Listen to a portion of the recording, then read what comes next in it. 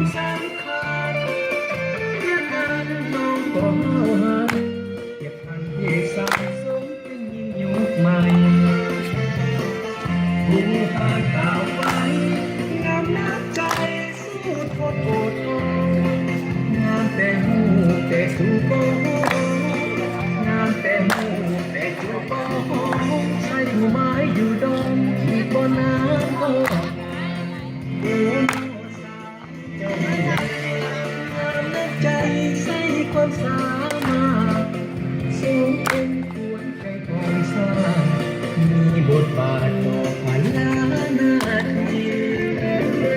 อย่าได้ไล่ลืมดึงให้ยังมาเคียงไกลสมัครใจไว้ก่อนยิ่งสามองน้องลาพอสิได้แน่บ่หากยังบอกยังขอคนง่ายๆเก็บไม้ไว้ก่อน